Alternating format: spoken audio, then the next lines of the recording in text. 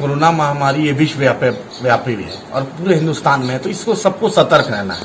सतर्कता ही सब कुछ है। जब तक नहीं आप सतर्क रहिएगा कुछ नहीं कर सकते। ये कोई बारसोई की समस्या नहीं है या कटिहार की नहीं है, पूरे देश की पूरी दुनिया की समस्या है। तो हम आपसे यही गुजारिश करते हैं कि सतर्क रहिए, बच्चों को बोलते रहिए, अपने हाथ धोते रहिए, जो सीनियर हैं सीनियर सिटीजन उन पर ध्यान रखिए।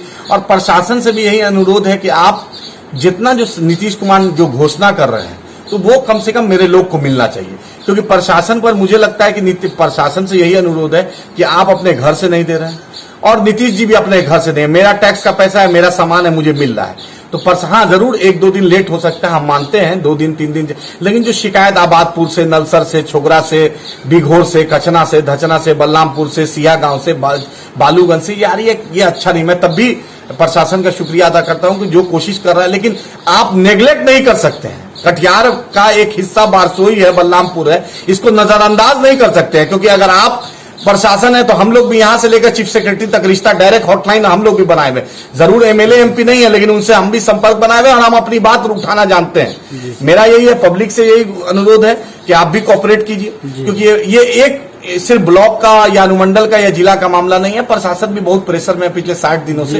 आम आवाम भी चाहती है और जितने लोग ने मदद किया, कोई चूड़ा से, कोई मूढ़ी से, कोई कपड़ा से, कोई किसी पानी देकर, उसके लिए काबिले तारीफ है। पूरे हिंदुस्तान में हर लोग, हिंदू, मुसलमान, सिख, ईसाई, जात धर्म को छोड़कर, पार्टी को छोड़कर जो मदद कर रहे हैं वो काबिले तारीफ। अफसोस इस हिंदुस्तान का प्रधानमंत्री, अफसोस जब तारीख लिखाएगा तो हिंदुस्तान के प्रधानमंत्री को ये लिखाएगा कि ऐसा नाकारा प्रधानमंत्री देश ने कभी नहीं दिया, जो सिर्फ भाषण, राशन पर विश्वास नहीं करता, सिर्फ भाषण पर विश्वास करता है। उसका नाम नरेंद्र मोदी है। अफसोस जब तारीख लिखाएगा, क्योंकि जो देश की जनता ने जिस प्रचंड बहुमत से नरेंद्र मोदी को, अमित शाह को वोट दिया था, उस प्रचंड बहुमत का अगर अपमान अगर कर रहा है तो वक्त की भाजपा सरकार कर रही है।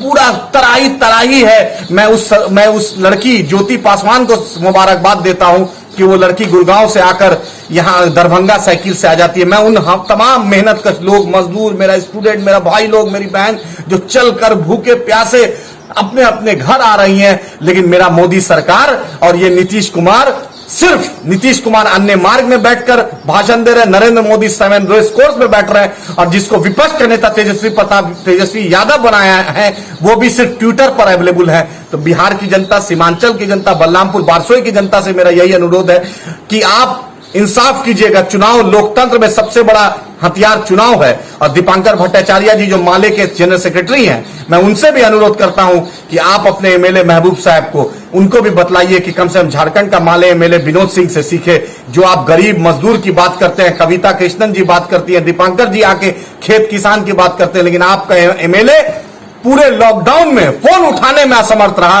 न कंट्रोल रूम बनाने में समर्थ रहा। अगर सरकार भाजपा और जदयू कर रही है तो हमें भाजपा जदयू से उम्मीद नहीं है, क्योंकि दुनिया जानती है कि नरेंद्र मोदी की सरकार अदानी की सरकार है, अंबानी की सरकार है, मित्तल की सरकार है, बड़े बड़े उद्योगपतियों की सरकार है। 68,000 करोड़ माफ करने की, उद्योगपतियों के माफ करने वाली सरकार, आम गरीब मजदूर किसान की सरकार नहीं, स्टूडेंट की सरकार नहीं है। ये दुनिया जानती है कि नरेंद्र मोदी के रिश्ते क्या है। ये दुनिया जानती है कि नरेंद्र मोदी देसी होने की बात करते हैं, लेकिन जिस गाड़ी पर चलते हैं वो BMW विदेशी है, जो पॉकेट में जो कलम लगाते हैं वो विदेशी है, जो चश्मा पहनते हैं वो विदेशी है, जो कपड़ा पहनते हैं वो विदेशी है, जो घड़ी हाथ में पहनते हैं वो भी विदेशी है। ये दुनिया जानती है। और भारत की जनता जब इंदिरा गांधी को सत्ता से हटा सकती है तो नरेंद्र मोदी, आपको भी याद रखिएगा, तारीख माफ नहीं करेगी। ये हिंदुस्तान की खूबसूरती, लोकतंत्र की खूबसूरती वोट और इस आवाम में है। आवाम के साथ जो आपने सौतेला व्यवहार, दुश्मन भी ऐसा नहीं करता है, लेकिन आप हिंदू मुसलमान करते करते जिस तरीके से आपने तबलीगी जमात को बदनाम किया,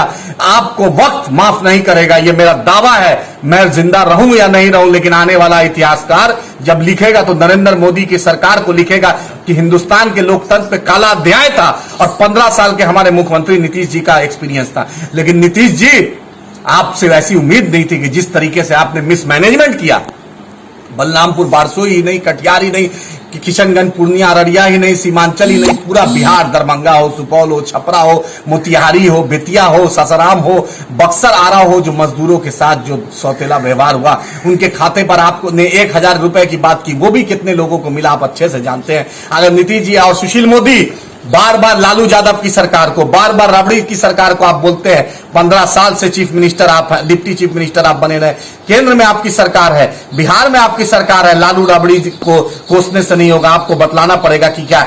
जरूर मैं दावा करता हूं आपके चार्टर अकाउंटेंट को पता होगा कि आपकी आय कितनी बड़ी, आपकी संपत्ति कितनी बड़ी, लेकिन आप ये नहीं बतला पाइएगा कि उस मजदूर जो दिल्ली में, गुड़गांव में, पंजाब में, सूरत में और हिंदुस्तान के दूसरे रियासत में मेहनत करता है, अपने घर को, आशियाना को सीमांचल बिहार में भी बनाता है, बलरामपुर बारसोई में बनाता है और वहां भी अपने रोजी रोटी चलाता है, दो जगह टैक्स देता है, लेकिन आपने उसके साथ भी न्याय नहीं किया। सिर्फ लालू राज, राबड़ी राज बोलकर सुशील मोदी एंड पूरी कंपनी आपके साथ भी वक्त इंसाफ करेगा और जब इतिहासकार लिखेंगे तो आपके साथ भी लिखाएगा कि आप सिर्फ ट्विटर पर, सिर्फ अखबार में, मीडिया के माध्यम से आप जनता के बीच रहे, आम आवाम के बीच रहे। मैं माननीय सांसद दुलाल चंद गोस्वामी जी से भी बोलना चाहता हूं कि दुलाल जी, आपको जनता ने, बारसोई बलरामपुर की जनता ने, क्योंकि आप बारसोई के थे, जनता ने आपको जिताया, लेकिन आप पटना में बैठे रहे, बारसोई के लोगों की सुधी नहीं। मैं कांग्रेस के सांसद जावेद आजाद को भी बोलना चाहता हूं, 40 सांसद में 1 सांसद कांग्रेस को जिताया। तारिक साहब, आपको कटिहार ने तारिक अनवर बनाया, एमपी बनाया, लेकिन जिस तरीके से आपने कटिहार के लोगों को, बलरामपुर बारसोई के लोगों को, कदवा प्रांतपुर के लोगों को इस पूरे लॉकडाउन में छला है, उनकी भावनाओं के साथ आपने जो खिलवाड़ किया है, जनता माफ नहीं करेगी। मैं कांग्रेस पर इसलिए बोलना चाहता हूं, महाराष्ट्र में, पंजाब में, राजस्थान में, छत्तीसगढ़ में, झारखंड में, पौंडीचेरी में कांग्रेस की सरकार थी। हमें भाजपा से उम्मीद नहीं थी, हमें जदयू से उम्मीद नहीं थी, हम जानते थे कि भाजपा कॉर्पोरेट की सरकार है, लेकिन कांग्रेस ने जो किया, कांग्रेस से तो उम्मीद थी। आप गरीब की बात करते हैं, कांग्रेस का हाथ गरीबों का साथ, कहां है वो गरीबों का हाथ? 38% रेवेन्यू इस देश का महाराष्ट्र से आता है, लेकिन मेरे मजदूर, मेरा भाई, मेहनत कश लोग जिस तरीके से बॉम्बे में, पनवेल में, नवी मुंबई में, कोल्हापुर, सोलापुर, नासिक, औरंगाबाद, नागपुर में जिस तरीके से भूख की शिद्दत से आने में परेशानी हुई, भूख की शिद्दत झेला है, वक्त माफ नहीं करेगा। राजा वही अच्छा होता है लोकतंत्र में जो आम आवाम तक पहुंचे, आम लोगों तक पहुंचे। ऐसा नहीं है कि भारत इतना उन्नति प्रगतिशील देश है, भारत की जो अगर सरकार चाहती तो हर किसान को, मजदूर को मेहनत कश के अकाउंट में 20,000 रुपया मिलता।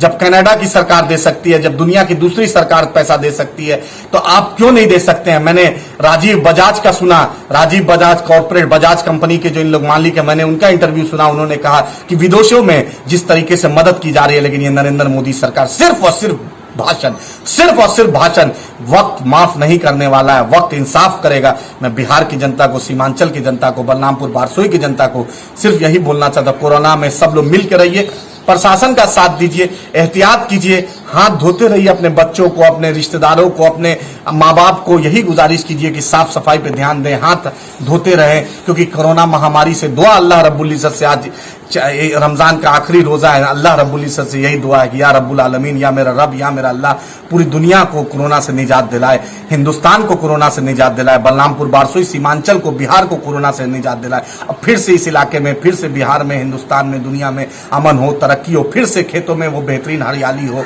फैक्ट्री फिर से चलने लगे, मेरे मजदूर के घर में फिर से वो बरकत, फिर से वो चमक आने लगे। फिर से आपसे ये गुजारिश है, मैं मीडिया के लोगों से बोलना चाहता हूं कि नफरत मत बांटिए, मोहब्बत बांटिए।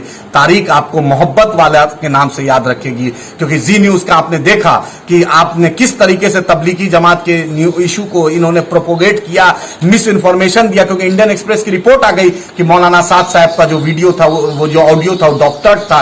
किस तरीके से एक खास समुदाय को आपने टारगेट किया, एक खास समुदाय, दो समुदाय के बीच, क्योंकि हिंदुस्तान गंगा जमुना तहजीब के नाम से जाना जाता है, हम एक थाली में बैठ के खाने वाले हम हिंदुस्तानी हैं, लेकिन आपने नफरत बांटा।